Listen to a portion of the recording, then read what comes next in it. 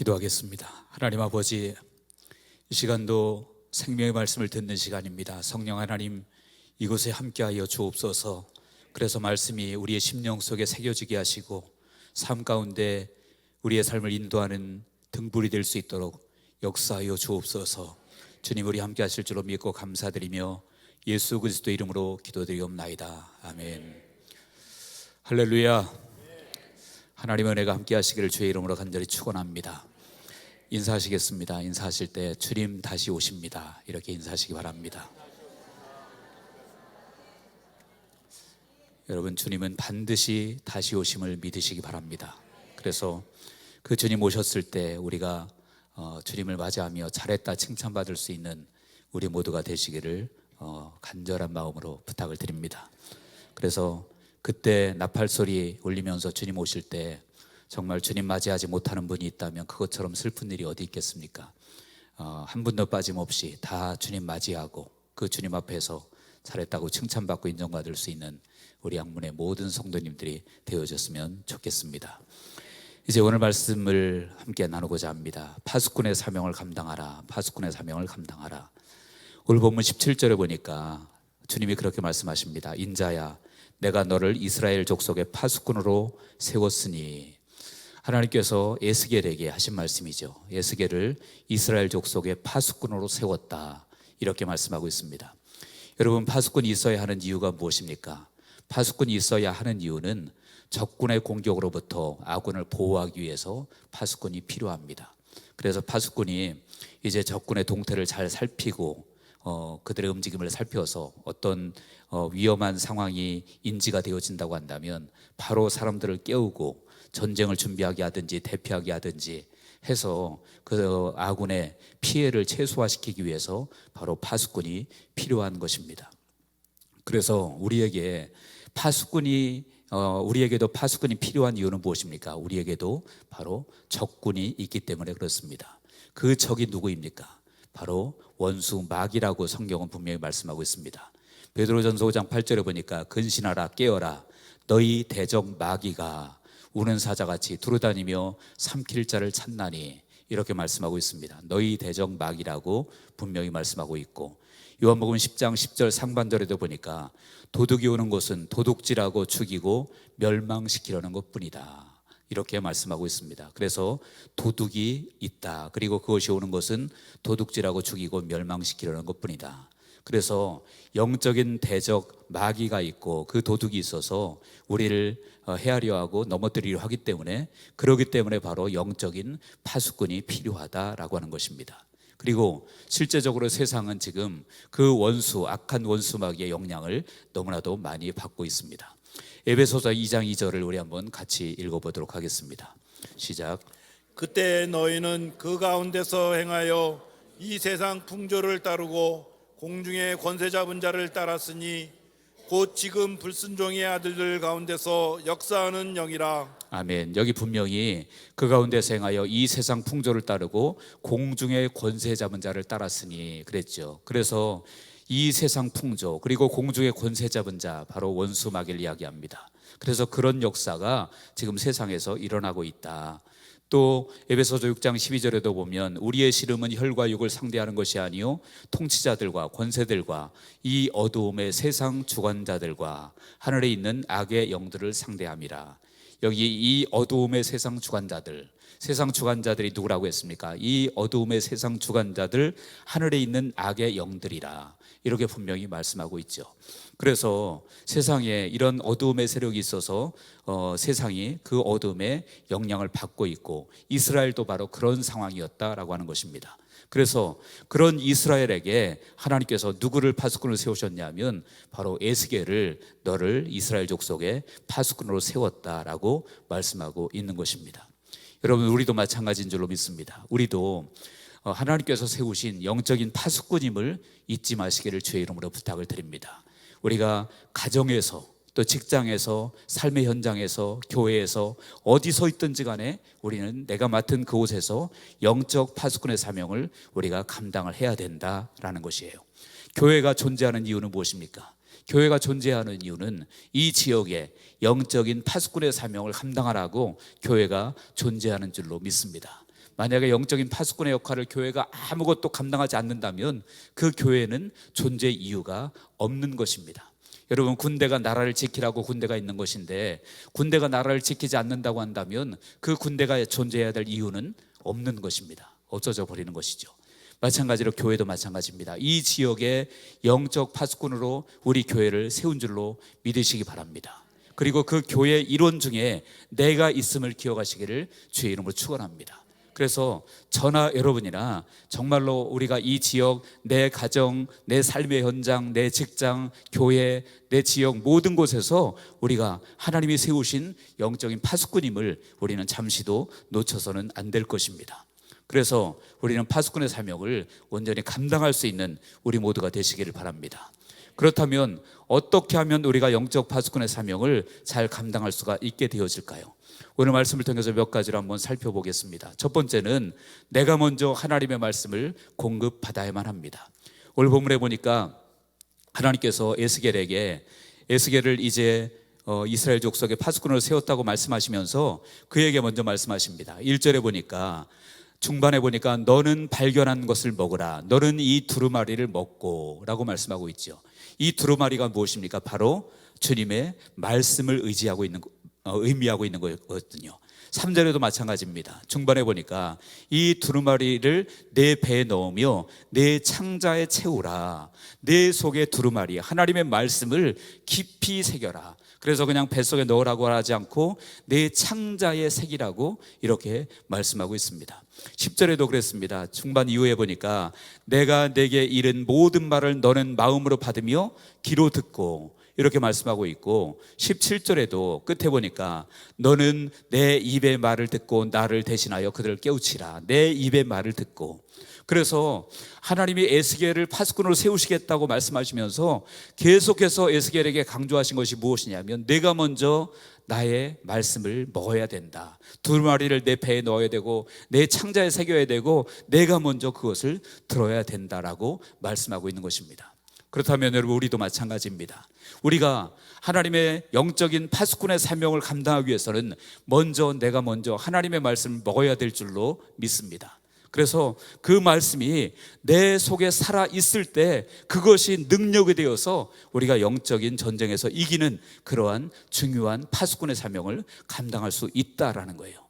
여러분, 말씀은 능력이면 믿으시기 바랍니다. 하나님의 말씀은 능력이요, 원수를 이기는 무기가 바로 하나님의 말씀임을 우리는 기억해야 될 줄로 믿습니다. 그래서 예수님도 원수 마귀가 시험할 때 무엇으로 이기셨습니까? 바로 말씀으로 이기셨고요. 또 에베소서 6장 17절에도 보니까 구원의 투구와 성령의 검, 곧 하나님의 말씀을 가지라 라고 말씀합니다. 말씀을 뭐라고 표현하고 있냐면 성령의 검이다 라고 말씀하고 있고, 또 히브리서 4장 12절에도 하나님의 말씀은 살아있고 활력이 있어 좌우의 날선 어떤 검보다도 예리하여 라고 말씀하고 있습니다. 이처럼 하나님의 말씀은 강력한 무기가 된다라는 거예요. 그러니까 우리가 그 파수꾼의 사명을 감당하기 위해서는 내가 먼저 말씀으로 무장하지 않으면 안 된다라고 말씀하고 있는 것입니다. 그래서 이제 에스겔에게도 계속해서 먼저 말씀을 먹을 것을 이렇게 말씀하고 있는 것입니다. 저와 여러분들, 하나님의 말씀을 마음속에 단순히 생각만 하는 것이 아니라 그것을 먹고 소화시키기를 주의 이름으로 축원합니다. 그럴 때 그 말씀이 내 속에 살아 움직이고, 그리고 그 말씀이 능력이 되어서 원수를 이기는, 그래서 파수꾼의 역할을, 사명을 감당할 수 있는 그런 사람이 되어질 수 있다라는 거예요. 같이 한번 우리 읽어보겠습니다. 데살로니가 전서 2장 13절을 같이 읽겠습니다. 시작. 이러므로 우리가 하나님께 끊임없이 감사함은 너희가 우리에게 들은 바 하나님의 말씀을 받을 때에 사람의 말로 받지 아니하고 하나님의 말씀으로 받음이니 진실로 그러하도다. 이 말씀이 또한 너희 믿는 자 가운데서 역사하느니라. 아멘. 데살로니가 교인들에게 뭐라고 말씀합니까? 너희가 말씀을 받을 때에 사람의 말로 받지 아니하고 하나님의 말씀으로 받음이니. 다시 말하면 그들이 말씀을 받는데 그냥 대강 한 귀로 듣고 한 귀로 흘린 것이 아니라 그 중심에, 마음속 깊은 곳에 하나님의 말씀으로 깊이 새겼다라고 말씀하고 있는 거예요. 그러니까 끝에 보니까 이 말씀이 또한 너희 믿는 자 가운데서 역사하느니라 라고 말씀하고 있죠. 그래서 말씀은요, 지식으로 머리에 쌓아놓는 말씀은 능력이 없어요. 그러나 그 말씀이 내 속에 깊이 새겨 넣고 그 말씀을 먹고 소화시키고 내 창자에 깊이 새겨 넣을 때 그 말씀은 능력이 됨을 믿으시기를 바랍니다. 그래서 지금 바울이 그렇게 데살로니가 교인들이 그 하나님의 말씀을 받을 때 사람의 말로 안 받고 하나님의 말씀으로 깊이 새기니까 그 말씀이 너희 속에서 역사하고 있다라고 이렇게 기록하고 있는 것입니다. 저 여러분들도 하나님의 말씀이 살아 역사하는 귀한 주의 백성들 되어지기를 바랍니다. 그러려면 말씀을 그냥 지식으로만 머릿속에 생각해서는 안 된다라는 거예요. 머릿속에 쌓아놓고 그냥 입으로만 중얼거리는 것이 아니라 그 말씀이 실제 심령 속에 잘 박힌 못처럼 박히는 우리 모두가 되어지기를 주님의 이름으로 축원합니다. 그래서 그 말씀이 삶에서 능력으로 나타나게 되어지기를 다시 한번 주님의 이름으로 축원합니다. 두 번째로 우리가 파수꾼의 역할을 잘 감당하기 위해서 어떻게 해야 될까요? 성령의 충만함을 받아야만 합니다. 에스겔은 이제 이스라엘 족속의 파수꾼으로 세우셨다고 하나님 말씀하셨는데 그 에스겔에게 하나님은 어떻게 하셨냐면 그에게 성령을 부어주셨어요. 본문 여러분 12절에 보시기 바랍니다. 12절에 보니까 때에 주의 영이 나를 들어 올리시는데 이렇게 말씀하셨고요. 또 14절에도 주의 영이 나를 들어 올려 데리고 가시는데 주의 영이 나를 들어 올렸다라고 말씀합니다. 그 말씀 무슨 말입니까? 이 에스겔에게 성령께서 강력하게 그에게 임하셨다라는 거예요. 그래서 성령이 그에게 강력하게 임하니까 그가 파수꾼의 사명을 능력 있게 감당할 수 있게 되어진 것입니다. 또한 에스겔 2장 2절에도 그 말씀이 나와 있습니다. 그가 내게 말씀하실 때에 그의 영이 내게 임하사 나를 일으켜 내 발로 세우시기로 그의 영이 내게 임했다라고 그렇게 말씀하고 있습니다. 그래서 에스겔에게는 하나님께서 말로만 너는 파수꾼 해라 라고 말씀하신 것이 아니라 그에게 성령으로 강력하게 임하시고 역사하셔서 그가 성령의 사람이 되었고 바로 파수꾼의 사명을 감당할 수 있도록 하신 줄로 믿습니다. 우리도 마찬가지입니다. 우리가 파수꾼의 사명을 감당하기 위해서는 내 힘으로 내 지혜로 내 결단으로 되어질 수가 없다라는 거예요. 무엇이 필요합니까? 아까 말씀드린 것처럼 하나님의 말씀이 내 속에 살아있어야 될 뿐만 아니라 하나님의 성령이 내 안에 역사하시고 내 안에 임하시고 역사하실 때 그때 우리는 파수꾼의 사명을 감당할 수 있음을 믿으시기 바랍니다. 그래서 우리의 기도의 제목 중에 가장 큰 중요한 기도의 제목이 무엇입니까? 그것이 바로 주님 내게 성령의 기름 부음을 주십시오. 내게 성령의 충만함을 주십시오. 기도하시는 우리 모두가 되어지기를 바랍니다. 그럴 때 우리가 파수꾼의 사명을 감당할 수 있어요. 본문 14절에 보니까 그렇게 기록합니다. 중반에 보니까 끝에 보니까 여호와의 권능이 힘있게 나를 감동시키시더라. 여호와의 권능이 힘있게 나를 감동시키셨다. 성령이 그에게 임하니까 여호와의 권능이 그에게 임했다라고 말씀하고 있습니다.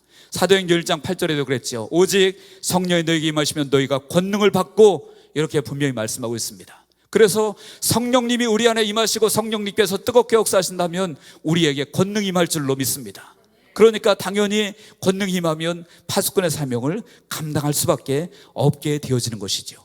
그리고 또한 성령님이 임하면 어떻게 되어질까요? 우리 마음이 뜨거워집니다. 주님의 마음으로 뜨거워지게 되어진다라는 거예요.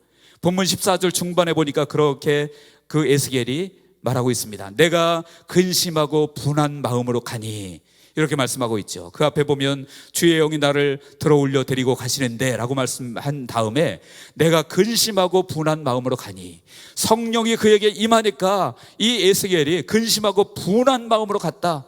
여러분 여기서 에스겔이 분한 마음으로 갔다 이 말씀은 무슨 말씀일까요? 이것은 인간적인 잘못된 분노를 이야기하는 것이 아니라 주님이 주신 의로운 분노 그것을 말하고 있는 것이에요. 그래서 성령께서 임하니까 그에게 바로 주님의 마음, 주님의 의분이 그에게 생겨졌다라는 것입니다. 여러분 성령님이 우리 가운데 임하시면 주님의 마음이 부어짐을 믿으시기 바랍니다. 그래서 주님의 마음이 부어져서 우리에게 의분도 생길 수도 있고 또한 우리에게 주님이 주시는 선한 아름다운 그런 마음이 생길 수 있다라고 하는 사실이에요. 무엇으로요? 성령으로.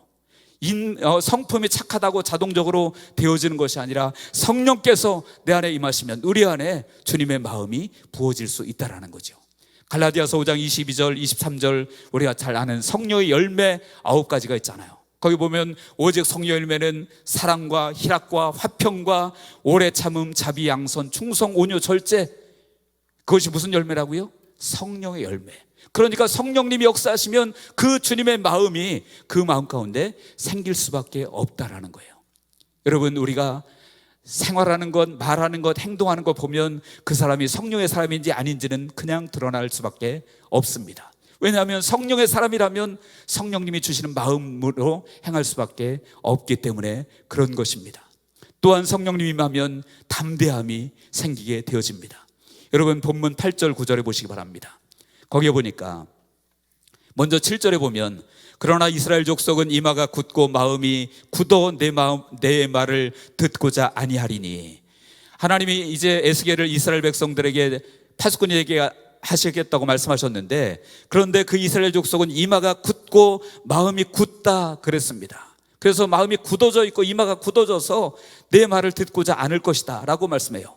그러면서 또한 8절에 뭐라고 말씀하시냐면, 보라, 내가 그들의 얼굴을 마주하도록 내 얼굴을 굳게 하였고 그들의 이마를 마주하도록 내 이마를 굳게 하였을 때 내 이마를 화석보다 굳은 금강석같이 하였으니. 이렇게 말씀합니다. 다시 말하면 이스라엘 백성들이 마음이 굳고 교만한 그들을 내가 넉넉히 상대할 수 있도록 너의 이마를 내가 굳게 하겠다. 다시 말하면 너에게 강하고 담대함을 주겠다라고 주님이 말씀하고 있는 것입니다. 그래서 여러분, 성령님이 임하면 우리 가운데 담대함이 생기는 줄로 믿으시기 바랍니다. 그래서 베드로도 여러분들이 잘 아시겠지만 오순절 마가다락방 성령 받기 이전에는 그는 겁쟁이였고 조그만 계집종 앞에서 주님 모른다고 3번씩이나 저주하면서 맹세하면서 부인했던 사람이 베드로였습니다. 그러나 그가 오순절 마가다락방 이후에 어떻게 되었는지 여러분들 잘 아시죠? 정말로 세상의 모든 권력을 가진 권력자들 앞에서도 우리는 하나님 앞에서 하나님께서 드린 말씀을 전하지 않을 수 없다라고 강하고 담대한 모습으로 바뀐 것을 여러분들이 알 것입니다. 여러분, 이것이 무엇 때문에 그렇습니까? 갑자기 베드로에게 없던 용기가 생겼던 것일까요? 여러분, 그에게 성령께서 임하셨기 때문인 줄로 믿습니다. 우리에게도 성령의 기름 부음이 있으면 하나님은 우리에게 담대함도 같이 주실 줄로 믿으시기 바랍니다. 그렇기 때문에 우리에게 중요한 것이 무엇입니까? 바로 성령 기름 부음 받으면 그 사람이 파수꾼의 사명을 온전히 감당할 수 있게 되어지는 것입니다. 저 여러분들에게 이러한 은혜가 있기를 주님의 이름으로 간절히 축원합니다. 세 번째로, 우리가 파수꾼의 사명을 잘 감당하기 위해서는 먼저 내가 있는 곳에서 파수꾼의 사명을 감당해야만 합니다. 본문 4절에 보니까 그렇게 말씀합니다. 하나님께서 에스겔에게 말씀하십니다. 그가 또 내게 이르시되, 인자야, 이스라엘 족속에게 가서 내 말로 그들에게 고하라. 너를 언어가 다르거나 말이 어려운 백성에게 보내는 것이 아니요 이스라엘 족속에게 보내는 것이니라. 다시 말하면 먼 이방 땅으로 보내는 게 아니라 바로 내 민족 이스라엘로 너를 보내는 것이다 라고 말씀하고 있는 거예요. 다시 말하면 파수꾼은 어디서부터입니까? 바로 내가 있는 그곳에서부터 파수꾼의 사명은 시작되어야 될 줄로 믿습니다. 그래서 내가 있는 곳에 파수꾼의 사명도 감당하지 못하면서 어떻게 더 큰 곳에 가서 파수꾼의 사명을 감당할 수가 있겠어요? 내 가족조차도 지키지 못하면서 어떻게 다른 사람을 돕는다고 말할 수가 있겠습니까? 그래서 파수꾼은 먼저 자신이 있는 곳에서 그곳에서 파수꾼의 사명을 감당해야만 합니다. 사도행전 1장 8절에도 그랬죠. 오직 성령이 너에게 임하시면 너희가 권능을 받고 예루살렘과 온 유대와 사마리아와 땅끝까지, 다시 말하면 내가 있는 곳에서부터 점점 멀리 땅끝까지 가서 복음의 증인될 것이다 라고 말씀하고 있어요. 그래서 파수꾼은 항상 내가 있는 곳에서 먼저 사명을 감당해야 될 줄로 믿습니다. 우리 한번 같이 읽어보겠습니다. 마가복음 10장 5절과 6절을 다 같이 읽습니다. 시작. 예수께서 그들에게 이르시되 너희 마음이 완악함으로 말미암아 이 명령을 기록하였거니와 창조 때로부터 사람을 남자와 여자로 지으셨으니. 조금 말씀이 죄송합니다. 잘못된 것 같습니다. 제가 한번 읽어드리겠습니다. 예수께서 이 12를 내보내시며 명하여 이르시되 이방인의 길로도 가지 말고 사마리아인의 고을에도 들어가지 말고 오히려 이스라엘 집에 잃어버린 양에게로 가라. 이방인의 길로도 가지 말고 사마리아인의 고을에도 가지 말고 오히려 이스라엘 집에 잃어버린 양에게로 가라 라고 말씀하세요. 다시 말하면 먼 데 갈 생각하지 말고 먼저 내가 있는 그곳에서 파수꾼의 사명을 감당하라고 하는 사실이에요. 여러분들, 여러분의 삶의 자리에서 파수꾼의 사명을 감당하시기를 주의 이름으로 축원합니다. 가정에서 감당해야 되고요, 여러분들의 교회에서 교사라면 그 자리에서 파수꾼의 사명 감당해야 되고, 중직자라면 그 자리에서 파수꾼의 사명을 감당해야 되고, 목회자는 목회자의 자리에서 파수꾼의 사명을 감당해야 되고, 내가 있는 그 자리에서 자기가 맡은 그 파수꾼의 사명을 감당해야 될 줄로 믿으시길 바랍니다. 그래서 그래야만 우리가 더 큰 것도 감당할 수 있다라고 하는 것이에요. 그래서 에스겔에게도 내가 너를 멀리 이방인에게 보내는 것이 아니다, 언어가 다른, 방언이 다른 민족에게 보내는 것이 아니다, 바로 내 민족, 내 백성 이스라엘에게 너를 보내는 것이다 라고 말씀하고 있는 것입니다. 저와 여러분들 모두가 우리의 삶의 현장에서 파수꾼의 사명을 감당할 수 있기를 주님의 이름으로 축원합니다.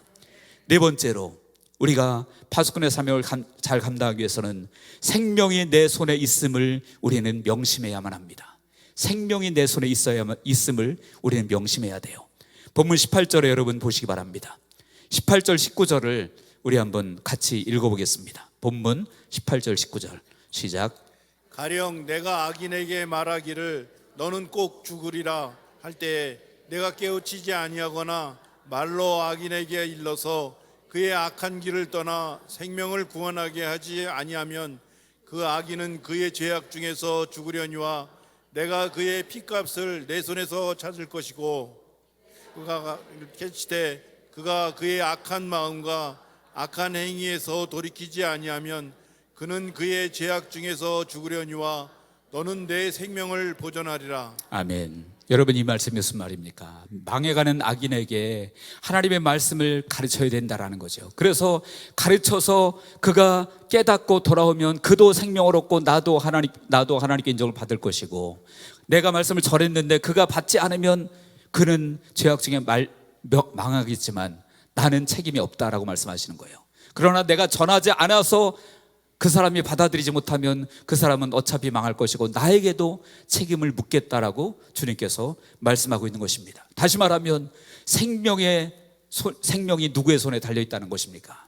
바로 나의 손에 달려있다라고 주님이 말씀하고 있는 것이에요. 여러분, 엄청난 무거운 말씀임을 기억하시기 바랍니다. 여러분, 특별히 맡은 자들, 목회자들은 너무나 당연하고요, 제가 그 제일 큰 책임이 있겠죠. 저도 큰 책임감을 느끼고 우리 모두가 내게 맡겨진 직분이 있다고 한다면 그 자리에서 그 파수꾼의 사명을 감당해서 영혼을 살리는 것, 그래서 그 영혼이 살고 죽는 것이 누구의 손에 있다라고 주님 말씀하십니까? 바로 나의 파수꾼인 나의 손에 있다라고 말씀하고 있는 거예요. 그리고 나로 인해서 그 생명이 살면 그도 구원받고 나도 하나님께 인정을 받게 되겠지만, 내가 전하지 않아서 그 영혼이 망한다면 그는 죄악 중에 망하겠지만, 그러나 그 영혼의 그 생명의 값을 나에게 하나님이 책임을 묻겠다라고 말씀하고 있어요. 여러분들, 생명이 우리에게 있음을, 내 손에 있음을 분명히 기억하시기 바랍니다. 그래서 바울은 정말 그렇게 고백하고 있어요. 고린도전서 9장 16절에 보니까 내가 복음을 전할지라도 자랑할 것이 없으면 내가 부득불 할 일임이나 만일 복음을 전하지 아니하면 내게 화가 있을 것이미로다 라고 말하고 있습니다. 그래서 우리가 복음을 전하는 것, 파수꾼의 사명을 감당하는 것, 그냥 하면 좋고 안 해도 그만인 그것이 아니라 우리가 반드시 감당해야 될 것이라고 주님께서 말씀하고 있음을 기억하시기 바랍니다. 그래서 우리는 파수꾼의 사명을 감당하는 우리 모두가 되시기를 주님의 이름으로 다시 한번 축원드립니다. 마지막으로 여러분, 우리가 파수꾼의 사명을 감당하기 위해서는 깨어 있어야만 합니다. 깨어 있어야만 합니다. 마태복음 13장 25절에 사람들이 잘 때에 그 원수가 와서 곡식 가운데 가라지를 덧뿌리고 갔더니, 사람들이 잘 때, 깨어있지 못할 때 원수가 와서 곡식 가운데 가라지를 덧뿌리고 갔다라고 기록하고 있습니다. 베드로전서 5장 8절에도 근신하라 깨어라 너희 대적마귀가 우는 사자같이 두루다니며 삼키를 잘 찾나니 라고 말씀하고 있습니다. 근신하라 깨어라 라고 말씀하고 있어요. 여러분, 깨어있기를 주의 이름으로 축원합니다. 그래서 요즘에 제가 마음이 아픈 것이 새벽기도 숫자가 너무 적어요. 깨어있는 분들이 너무나 적어요. 여러분, 깨어 기도하시기를 주의 이름으로 축원합니다. 그래서 우리가 깨어있지 않으면 결국은 파수꾼이 잠들어 있는 것과 똑같아요. 파수꾼이 잠들어 있으면 그 파수꾼만 믿고 쉬고 있는 모든 사람들의 생명은 그 원수마귀의 손아귀에 그냥 들어갈 수밖에 없게 되어진다라는 거예요. 그러므로 깨어있기를 주의 이름으로 축원합니다. 그렇다면 여러분, 깨어있는 것이 무엇입니까? 단순히 그냥 새벽 기도만 나오는 것, 그것만 얘기하는 것일까요? 단순히 그냥 잠 안 자고 기도하는 것만 이야기하는 것일까요? 여러분, 깨어있다는 것은, 여러분, 그것은 눈을 뜨고 있다는 것입니다. 눈을 뜨고 있다는 것은 본다는 것입니다. 본다는 것은 그냥 대충 본다는 것이 아니라 정확히 본다는 것을 의미하는 것입니다. 그리고 그것은 바로 분별력을 의미하고 있는 것입니다. 그래서 깨어있다고 하는 것은 정말로 깨어서 눈을 뜨고 보고 정확하게 보고 그리고 분별하고 바른 대로 행동하는 것, 이것이 깨어있는 것인 줄로 믿으시기 바랍니다. 그래서 그런 깨어있음이 있을 때 그런 사람이 바로 파수꾼의 사명을 온전히 올바르게 감당할 수 있다라는 거예요. 우리 모두에게 이런 은혜가 있기를 주의 이름으로 축원합니다.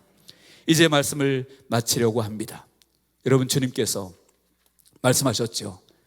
마귀는 말세가 되면 더욱더 우는 사자처럼 삼킬 자를 찾아서 두루 찾는다고 했습니다.